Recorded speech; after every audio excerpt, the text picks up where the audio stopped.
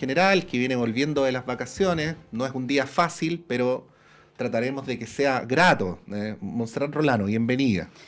Muchas gracias, Pato. Se agradece las bienvenidas. Costó levantarse hoy día, Sí, debo decirlo. Pero de a poco vamos enchufándolo. eso. De a poco vamos enchufándonos. Muy buena manera de volver al trabajo. Don Alexis Cortés, doctor en sociología, académico de la Universidad Alberto Hurtado y ex integrante de la Comisión Experta Constitucional en representación del Partido Comunista de Chile. Bienvenido. Muchas gracias, muy buenos días. Sí, estuvo hace pocos días de aniversario el Partido Comunista, así que aprovechamos ahí de reiterar los saludos.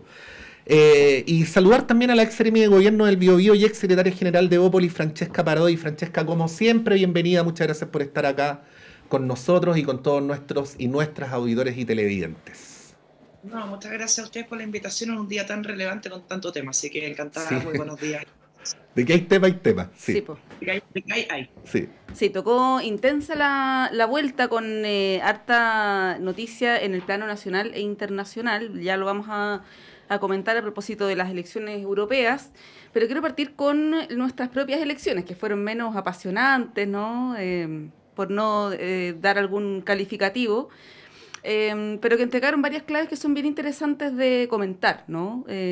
Primero, una elección en la que les fue mejor, digamos, dentro de la coalición de gobierno al Frente Amplio y al Partido Comunista en comunas emblemáticas. A nivel nacional, el socialismo democrático no tuvo un mal resultado, ¿no? Lo decía Marta Lagos en el caso de la democracia cristiana, el Partido Socialista, pero en los casos puntuales de algunas comunas que son emblemáticas para el sector, estoy pensando en Peñalolén, Antofagasta, ¿no? Valparaíso, Providencia, les fue mejor al Frente Amplio y al PC.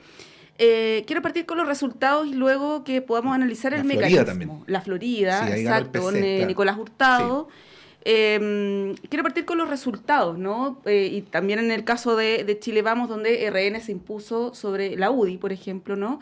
Y luego ya empezar a desglosar el tema del mecanismo que ha sido comentado también, lo hablabas tú con Marta Lago hace un ratito. Alexis, ¿qué podemos decir? Sí, bueno, primero yo creo que la conclusión es que efectivamente hubo una baja participación, a pesar de que exhibe una cifra que es mucho mayor que en primarias anteriores. Esta es una elección bien especial porque en realidad moviliza a la militancia y al primer radio de cercanía, ¿no? Digamos, el voto más comprometido. Y no estaba, por lo menos en la región metropolitana no estaban las condiciones climáticas para que hubiera una gran movilización. Y respecto a los resultados, yo diría que se muestra un fuerte equilibrio dentro de las fuerzas del progresismo. A mí me parece que todos los partidos prácticamente tienen resultados para exhibir y para destacar. Efectivamente, el Frente Amplio y el PC se anotaron buenos resultados en comunas emblemáticas también, pero sobre todo que implican eventualmente gobernar a un mayor número de personas. En el caso del Frente Amplio es muy destacable lo de Providencia, Peñalolén. En el caso del Partido Comunista, Antofagasta, con Pablo Iriarte. El caso de la Florida, con Nicolás Hurtado. También Talca, Sixto González, si no me equivoco, quien resultó electo. O sea, 3 capitales regionales que están dentro de lo que el PC no solo esperaba, sino que deseaba, sobre todo. Claro, se perdió La Serena, que era una apuesta fuerte. Ahí el Partido Comunista tiene una larga historia electoral, pero sobre todo ha exhibido buenos resultados en los últimos tiempos. Sí, y porque ahí, tiene diputada y senador. claro, en la última elección logró elegir 2 diputadas, aunque una se fue al Frente Amplio recientemente, pero además tiene el senador, que yo creo que el que es gran responsable, ¿no?, de estos significativos avances. Y ahí también el Partido Radical se anota un muy buen resultado con Velasco, que logra ganar esa primaria. Y el Partido Socialista se anota 10 triunfos, ¿no?, que también es muy importante, entre ellos Puente Alto. Es cierto que Puente Alto, que es la comuna más populosa del país, mucho de lo que va a pasar en octubre estaba por fuera de la primaria. No tanto porque no sabemos qué va a pasar con el osandonismo en Puente Alto, como por el papel que puede jugar Matías Toledo, que es un candidato bien interesante, que ha obtenido buenos resultados anteriormente, y le puede hablar a un mundo, electoralmente hablando, que no es el usual, ¿no? Al que llegan los partidos políticos tradicionales. Entonces yo diría eso, ¿no? Que si uno analizaba previamente lo que se decía en los análisis, en la prensa, daba la impresión, o por lo menos se apostaba, yo diría, por lo que uno puede leer en La Tercera o el Mercurio, de que el Frente Amplio y el PC iban a tener un mal resultado, y bueno, la realidad mostró que es diferente. Francesca. Sí, a ver, hartas cosas con respecto a esto. Yo creo que de partida creo que fueron unas elecciones bien deslavadas desde el punto de vista de lo atractivo que puedan ser para el electorado en general. O sea, al caso de Santiago, yo creo que se puso a llover después que cerraran las urnas, o muy poquitos minutos antes que cerraran las urnas. Entonces, la meteorología no sé si influyó mucho.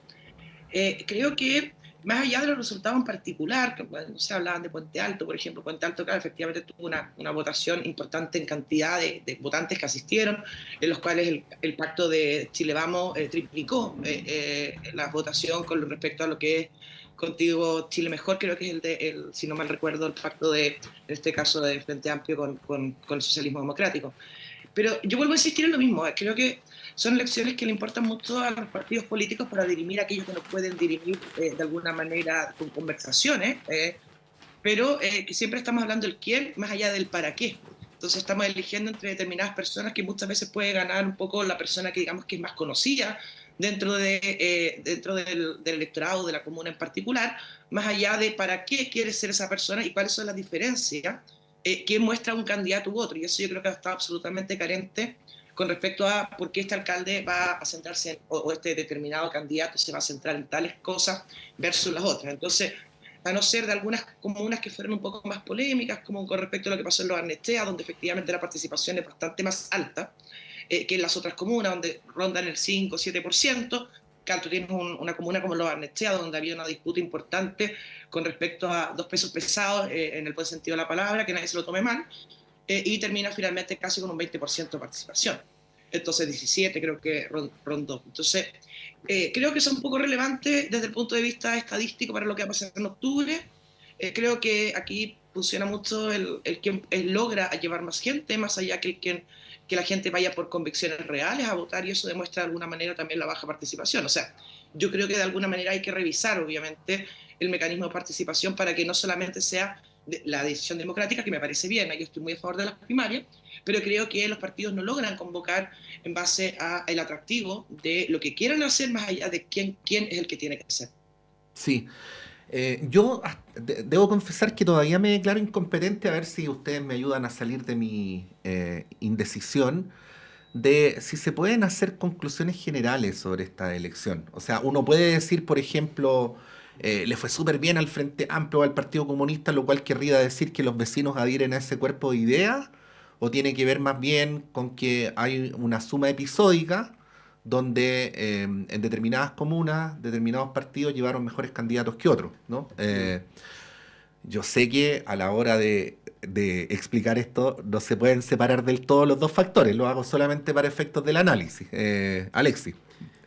Bueno, yo diría que efectivamente uno puede sacar conclusiones respecto de la primaria, pero en relación a la primaria misma. O sea, Ajá. respecto a lo que va a pasar en octubre, es una incógnita, porque además va a ser la primera municipal con voto obligatorio.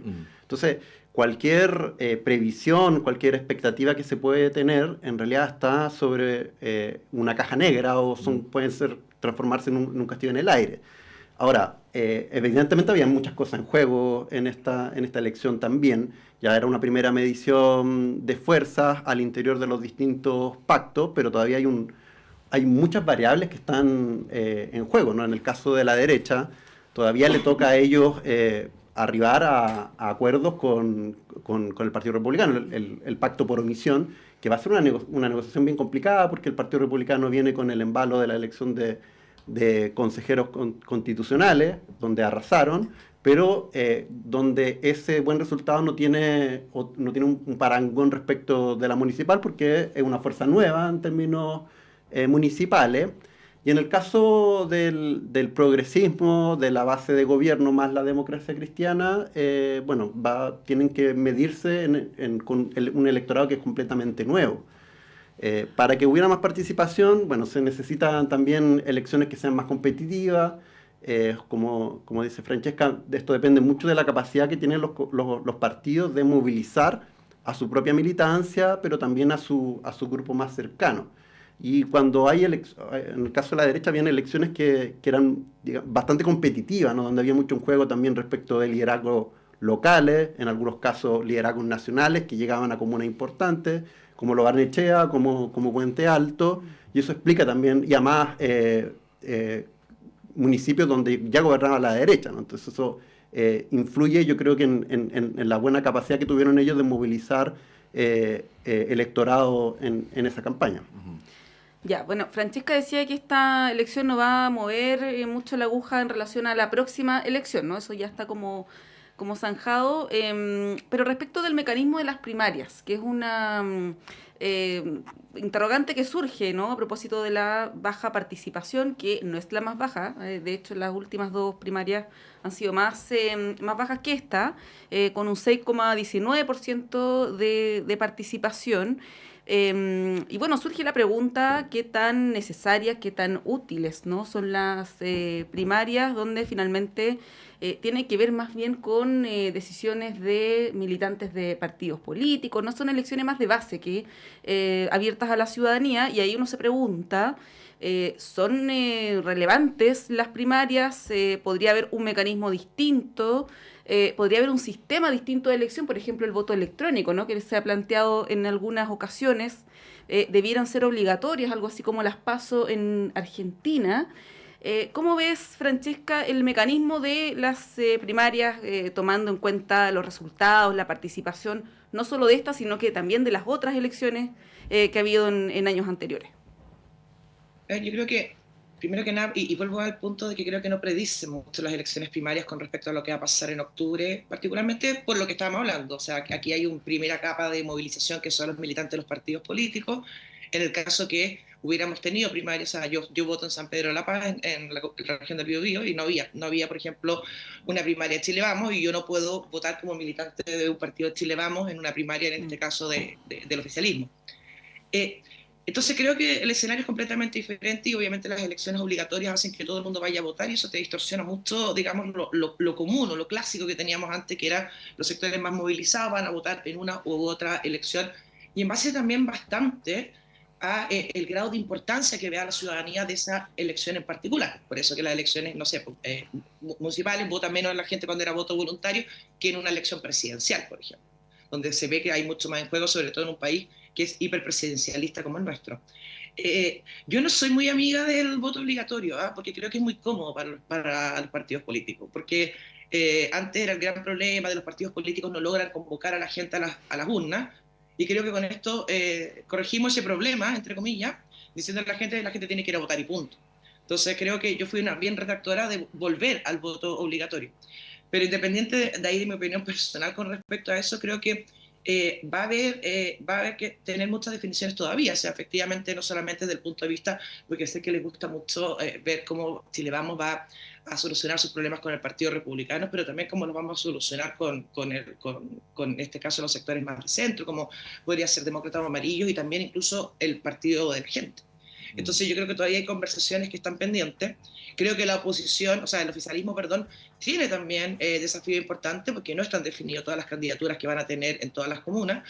Recordemos que hubo 60 primarias en todo Chile, o sea, estamos hablando de que mucho menos de la mitad de las comunas entraron recién a este tipo de mecanismo. Entonces, creo que hay una poca convicción por parte de los partidos hacia las primarias. Creo que las primarias se hacen cuando realmente no hay vuelta atrás con respecto a definir un nombre, y eso te demuestra también la baja cantidad de comunas en las cuales se realizaron elecciones primarias, tanto del oficialismo, que por cierto tuvo más que, en este caso, Chile Vamos, que compitió en algo así como 20 comunas versus 60 y tantos que fueron en total. Entonces, en muchas coincidieron, por cierto. Y ahí también yo creo que hay otro problema, porque, y más un punto de vista de percepción, en aquellas comunas donde habían dos primarias, es decir, tanto el oficialismo como Chile Vamos, de alguna manera se tiende a hacer una interpretación un poco tendenciosa con respecto al número de votantes que tuvo una elección u otra. Y creo que eso corresponde únicamente a lo atractivo que tenía una primaria versus la otra, más allá que una intención electoral que se pueda ver reflejada en octubre. Así que soy poco entusiasta con respecto a las primarias en general.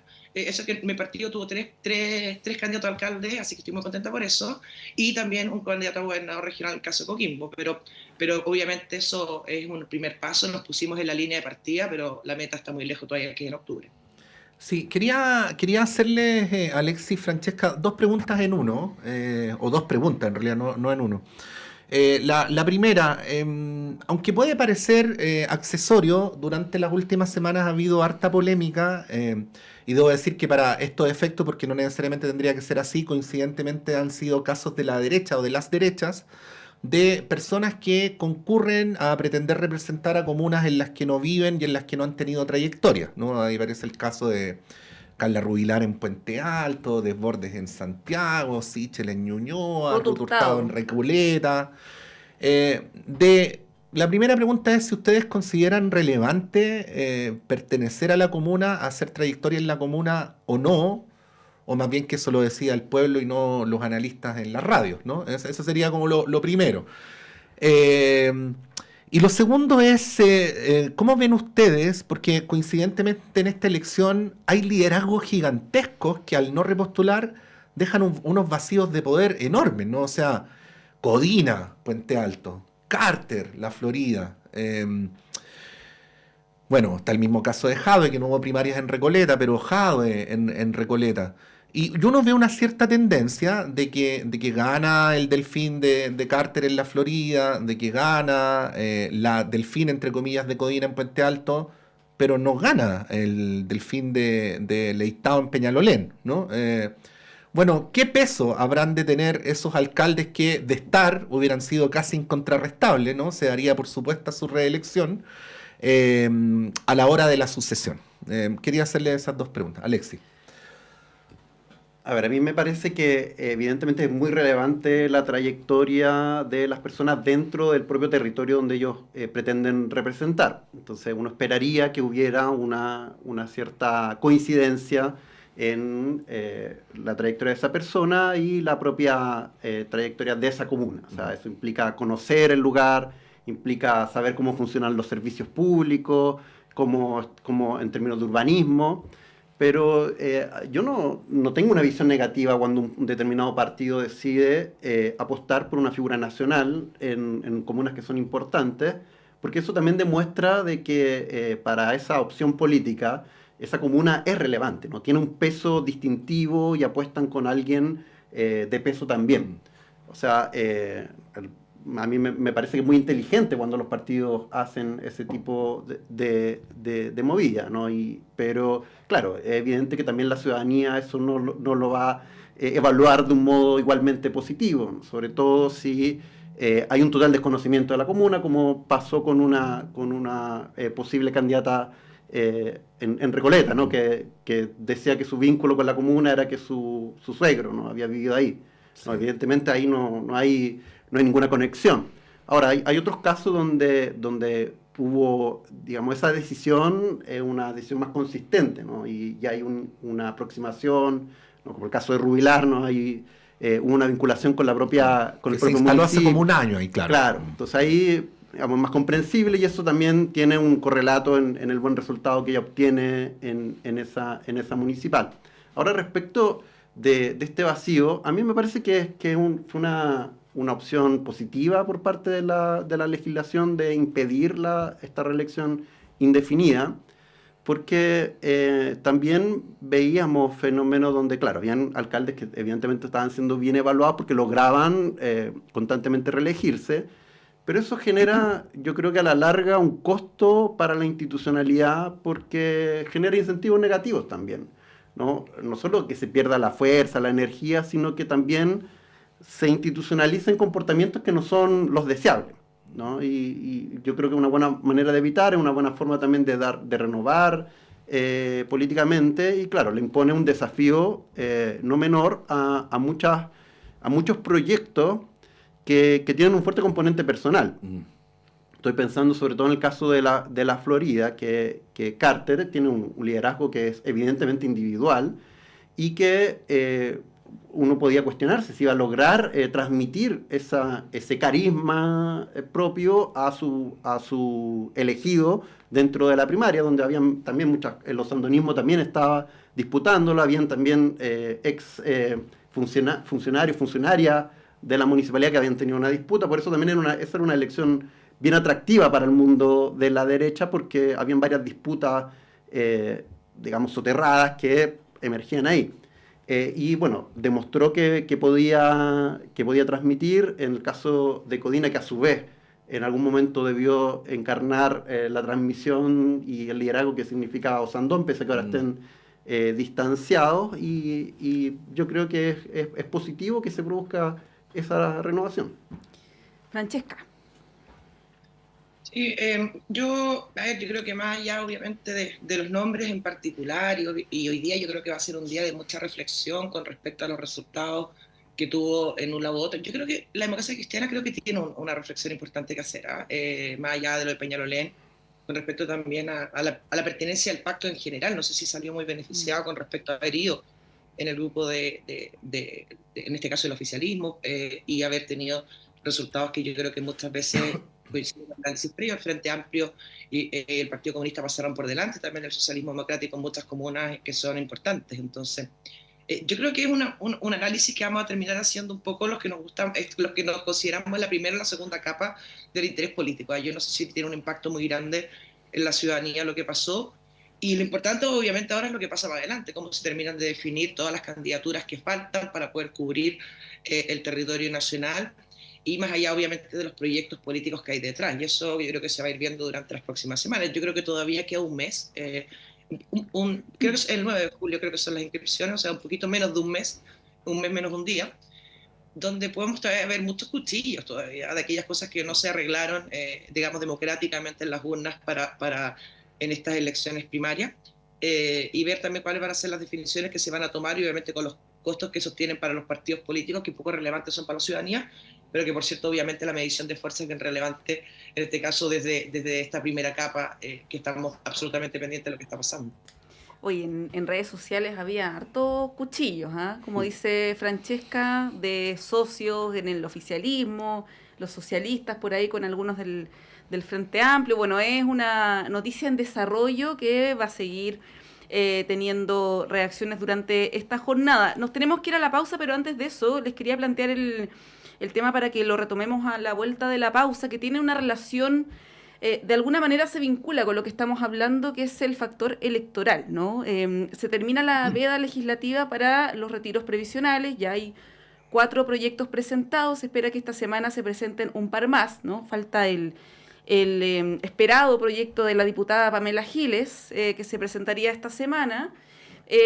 Y más allá de la iniciativa misma de los retiros, que acá lo hemos comentado un montón de veces, ¿no? Lo nefasto que ha sido para la economía, todas las implicancias que ha tenido, el tema que llama la atención es la relación del oficialismo con el gobierno, ¿no? Porque aquí hay parlamentarios del oficialismo, del PPD, del PS, ¿no? El jefe de bancada del PS, que también es aquí panelista nuestro, planteó que no se descartaba apoyar propuestas de retiros previsionales, y esto está cruzado obviamente por las elecciones de octubre, ¿no? Cómo se posicionan también los distintos partidos de cara a esa elección. Les quiero proponer que comentemos este tema en clave política electoral, ¿no? Más allá que de lo que se ha comentado sobre las implicancias de los retiros. A la vuelta de la pausa, cuando son las 9 en punto, nos separamos, unos minutos, y volvemos en breve.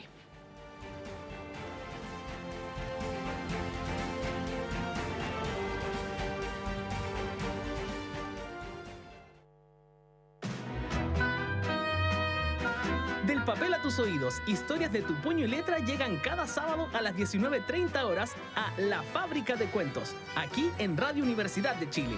Envía tu cuento, relato o historia inédita a lafabricadecuentos2024@gmail.com. Los seleccionados cobrarán vida en formato audiocuento. Escúchalos cada sábado a las 19:30 horas en el 102.5 FM. La Fábrica de Cuentos, historias escritas por ti, del papel a tus oídos. Este programa es financiado por el Fondo del Libro y la Lectura Convocatoria 2024.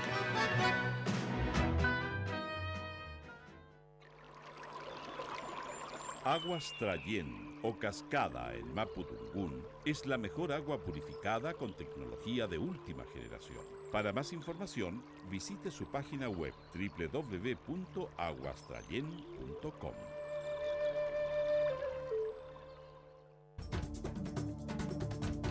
Hola, soy María Olga Mate y te quiero invitar a escuchar todos los lunes a las 5 de la tarde El Gran Teatro del Mundo, un escenario para conversar sobre nuestro rol en la sociedad, aquí en Radio Universidad de Chile, el 102.5 FM.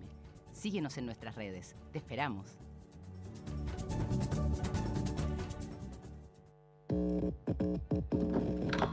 Sala Máster de Radio Universidad de Chile presenta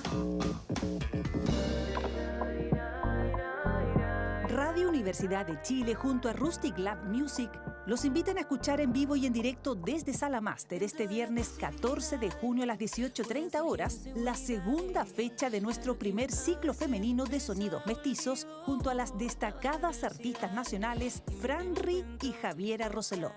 Dame lo que tiene, de eso que me encanta. Continuando con el grupo femenino, se presentan en esta ocasión dos artistas de trayectoria en grupos de afrobeat y reggae que actualmente brillan en sus carreras solistas, versátiles y llamativas.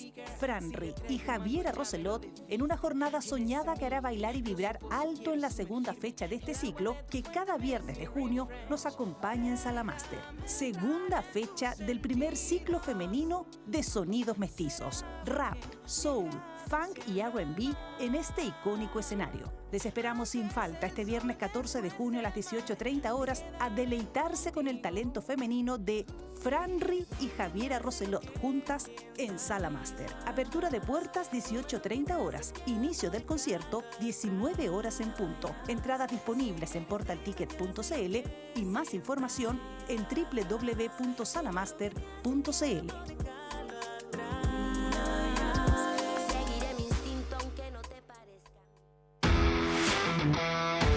Hola, les saluda Marco Sotomayor, director del programa El Ágora Deportes, que se transmite diariamente entre las 14 y las 15 horas en la 102.5 FM Radio de la Universidad de Chile. El deporte nacional e internacional a través de especialistas. Escúchanos, El Ágora Deportes.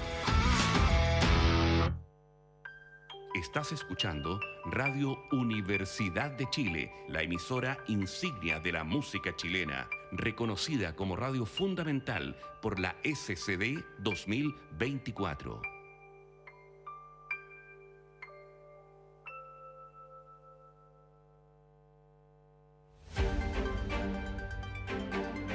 Radio Análisis, una transmisión conjunta de las radios que piensan, presentada por el Departamento de Prensa de Radio Universidad de Chile.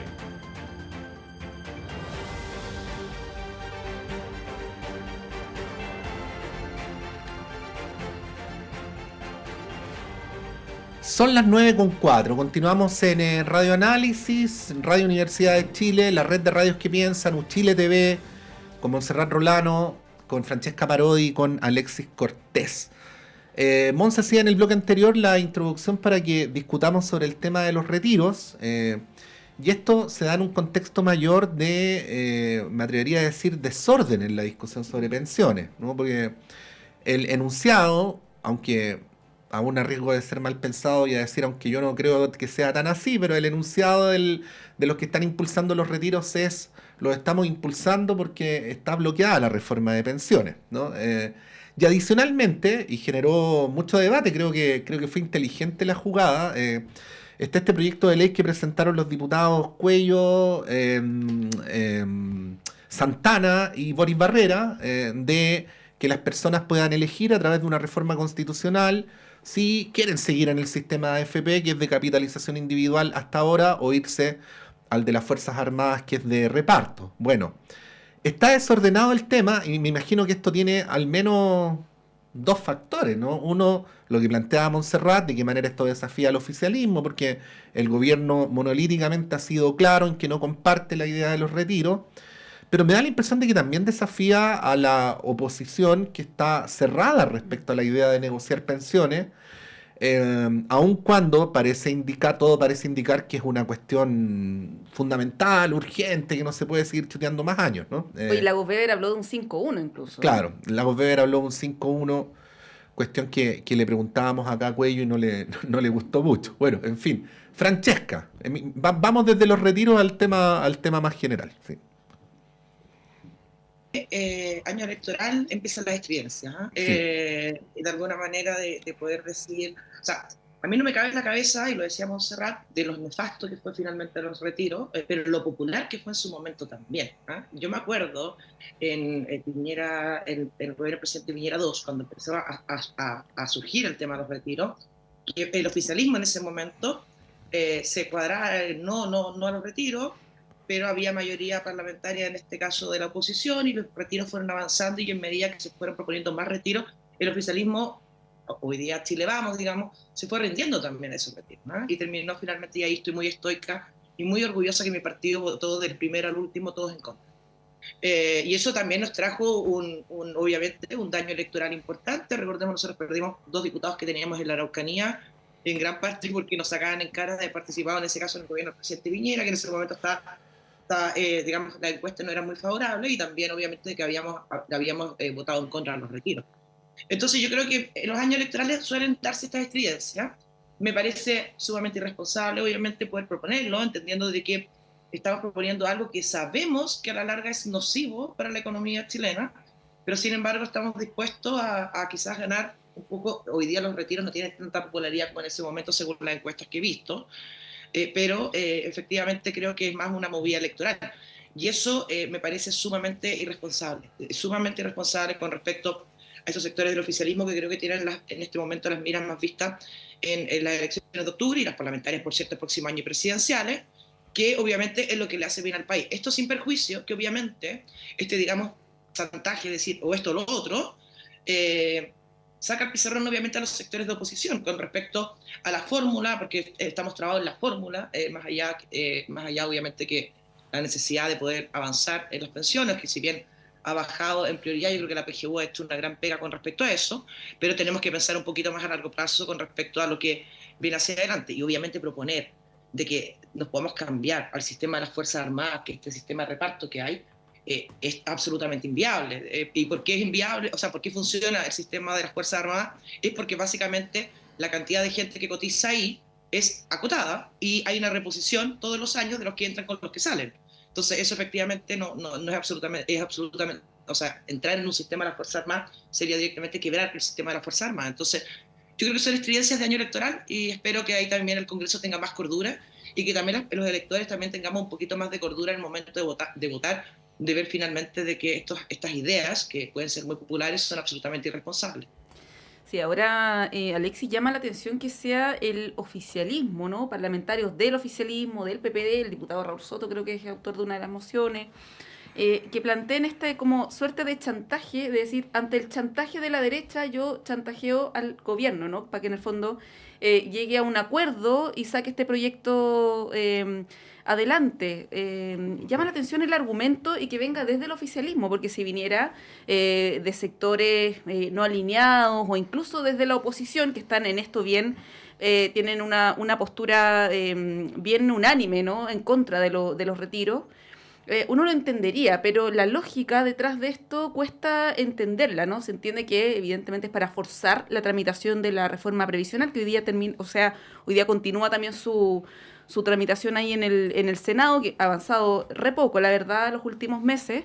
Pero esto como de presionar a su gobierno, ¿no?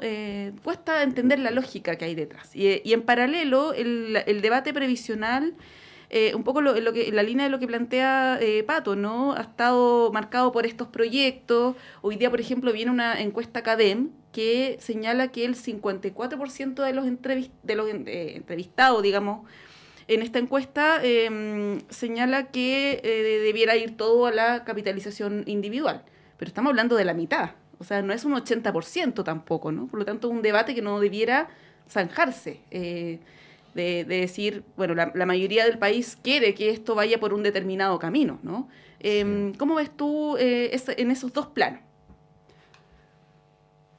siendo de quienes también considera que los retiros son evidentemente nocivos para la economía, es una mala política pública, genera consecuencias muy negativas, a mí me parece sí comprensible la discusión, porque yo creo que evidencia una falla estructural del sistema de capitalización individual. Uh-huh. Si hemos estado durante años escuchando por parte de la derecha de que tú eres el dueño de tus fondos, ¿qué es lo que impediría entonces que las personas puedan acceder a ello? Si además, por detrás del sistema de AFP, en realidad no hay una lógica de seguridad social, es un ahorro forzoso, en la práctica con una tasa de reemplazo bajísima, muy por lejos de lo que prometía el sistema. Y además, los retiros son un problema que cuando se diseñó el sistema fue previsto. Y aquí quiero citar un importante trabajo del periodista Carlos Tromben y también del académico Ignacio Chapacase, uh-huh, que descubrió un archivo, un informe del Comité Técnico de Reforma Previsional del 1979, una comisión armada por José Piñera, que fue catalogado de secreto en su momento, que ya preveía la posibilidad de que esto ocurriera. Y esto simplemente está evidenciando una de esas fallas estructurales. Y si además el argumento que se ha esgrimido para oponerse a la solidaridad, que es uno de los pilares de cualquier sistema de seguridad social, por parte de la derecha, que es aduciendo que debería haber libertad de elección en este aspecto, también me parece toda lógica que se proponga la pregunta, entonces, entonces que se dé la opción de poder adscribirse a un sistema de reparto, que en realidad lo que lo sostiene es el financiamiento del Estado, por lo tanto nuestro impuesto, y que eso se pregunte, y cuando efectivamente se presenta como un argumento muchas veces que en las encuestas la repartición de este 6% que se tiende a priorizar de que eso vaya todo para la capitalización individual, pero eso también depende de la pregunta que uno realice. Si uno le pregunta a las personas, ¿usted quiere mejorar las pensiones hoy? Probablemente van a decir que sí. La respuesta es bueno, el mecanismo para subir las pensiones hoy es que un porcentaje de esa nueva cotización que va a hacer los empleadores se vaya a solidaridad. Y en ese aspecto yo quisiera remarcar una vez más de que por parte de la derecha hay una actitud absolutamente intransigente, porque la propuesta original del gobierno era 6% para solidaridad, y ese 6 pasó al 3%, y lo que la derecha dice, bueno, nada, 0, porque lo que debería financiar esto son los impuestos, ¿no? Ahí se produce la solidaridad, pero al mismo tiempo negándose la posibilidad de que haya una reforma tributaria que dé más justicia tributaria al país, ¿no? Entonces, bueno, ¿de dónde va a salir la plata para mejorar las pensiones? Aumentar la cotización a través de los empleadores efectivamente puede tener una repercusión varias décadas después, pero el problema lo tenemos hoy, pensiones de miseria y un sistema que en realidad no es de seguridad social, y donde además efectivamente la pensión básica universal fue una gran contribución, yo creo, a este sistema que hace agua por todos lados, pero no podemos aspirar ni confiar de que esa va a ser la única base para tener un sistema de seguridad social, porque si no los incentivos van a estar ya no en el ahorro que uno puede realizar, sino que en esperar de recibir la pensión universal. Por eso yo creo que esta argumentación refuerza la idea de que no es tan ilógico plantear los retiros, porque primero se ha argumentado todo el tiempo en el debate constitucional, yo lo escuché una y otra vez, que esa plata es de uno. Bueno, si es de uno y tengo propiedad sobre ella, ¿por qué no puedo disponer de ella? Sí. En relación a las actas que tú citabas, estas actas secretas del 79-80 son súper interesantes, ¿eh? Recomiendo leerlas. De hecho, hubo una obra de teatro que le fue muy, muy, muy bien, que estuvo muchos meses en cartelera, que citaba ahí una frase del almirante Merino, que está en el acta, no una interpretación, ¿no? Y que de alguna manera refleja el tipo de discusión que se dio. La afirmación del almirante era: no tenemos que sacrificarnos por los que vendrán. Esa era la afirmación de Merino en una sesión en donde estaba solamente la Junta y José Piñera. Estaban los 5, ¿no? Discutiendo.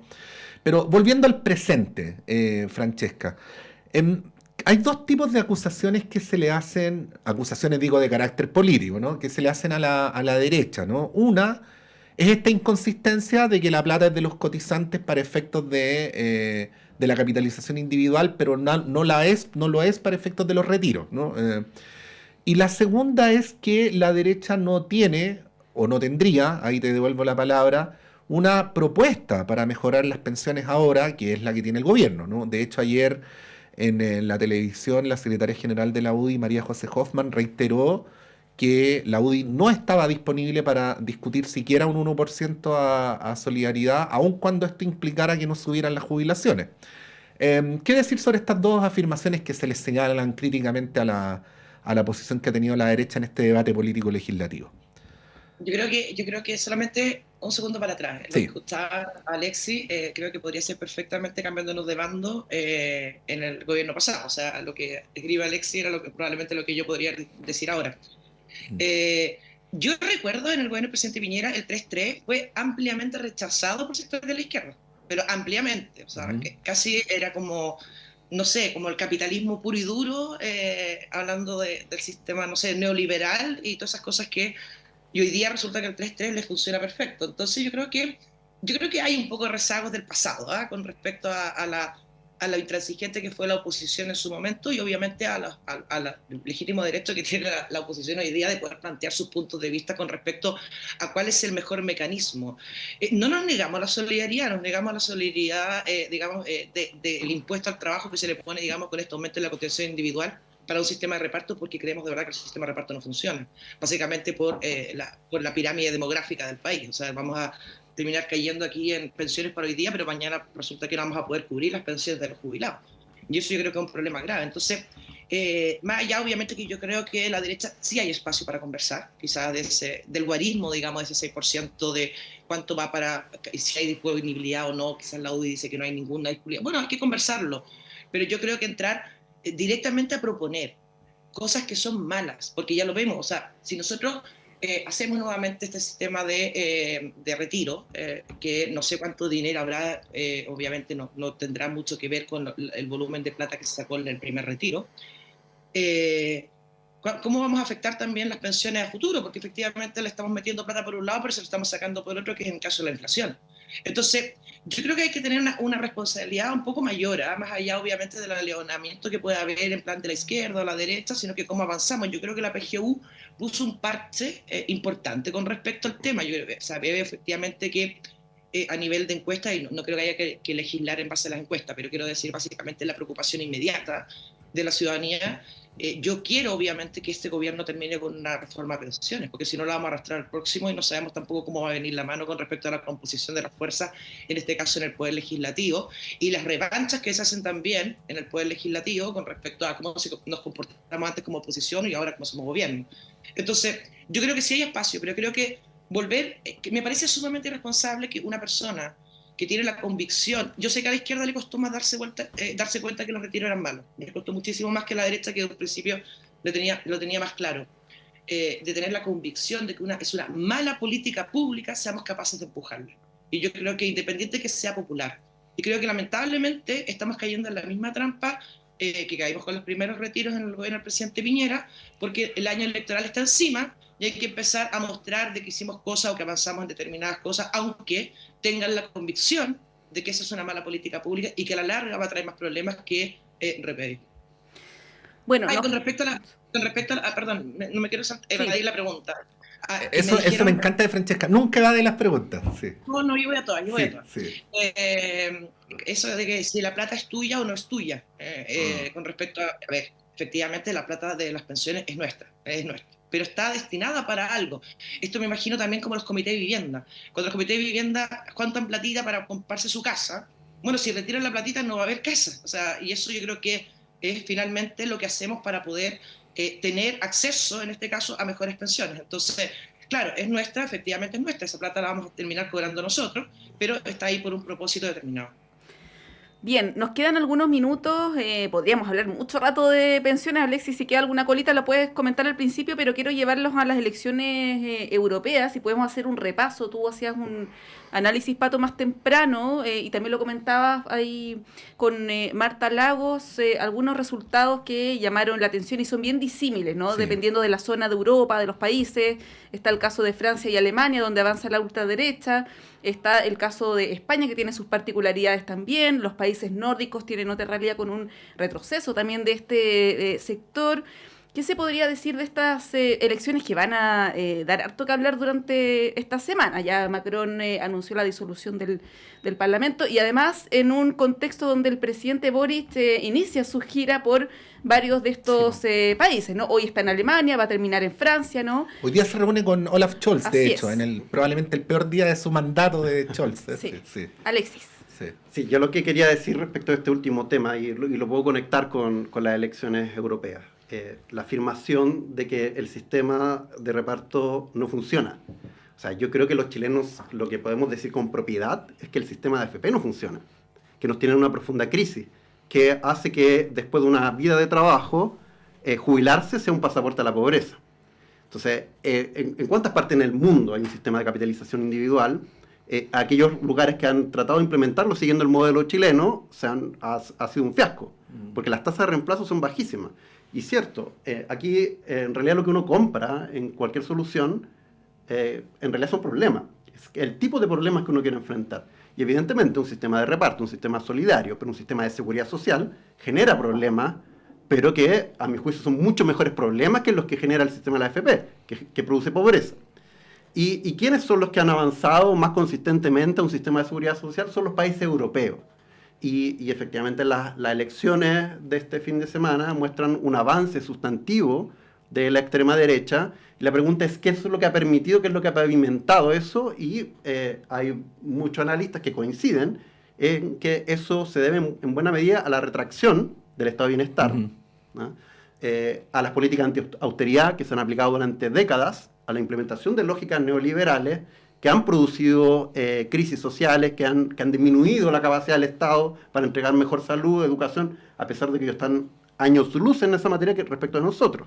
Y más recientemente la escalada belicista europea, ¿no? Particularmente cómo ha afectado la guerra entre Rusia y Ucrania a, por ejemplo, la provisión de energía o el gasto militar que ha significado. Entonces, ahí yo creo que una profunda autocrítica que se debe hacer, por un lado, la socialdemocracia europea, la izquierda, que es incapaz de ofrecerse como una alternativa mejor que la extrema derecha, a pesar de que en ambos sectores hay cuestionamientos justamente a estas políticas, y por otro lado, la centro derecha, que ha tenido, en algunos lugares, ha sido bien dubitativa respecto de si mantiene una lógica de alianza y de cordón sanitario, o refuerza una postura de derechización, que lo que ha hecho es que la gente que vota por la derecha está optando por la derecha más sin máscara, ¿no? Una derecha más que no teme presentar sus propuestas de un modo más crudo. Sí. Subrayar lo que decíamos más temprano, la extrema derecha avanzó, pero no ganó. Claro. No afecta a la arquitectura europea, pero es una señal de lo que puede venir en las próximas elecciones nacionales en cada país. Francesca, dos preguntas. Una, la pregunta de siempre. La derecha europea, saliendo un poco de la realidad de cada país que describía Monse, ¿no? A la hora de mirar el resultado por arriba, la líder máxima de la derecha europea, que es Ursula von der Leyen, dice: hay que hacer aquí una alianza con los liberales y los socialistas en defensa de los valores democráticos, ¿no? Y eso es lo que está planteando para el siguiente periodo del Parlamento Europeo, ¿no? ¿Qué nos dice esto sobre estos debates que en cierta medida no tienen que ver con Chile, pero también tienen que ver con Chile, ¿no?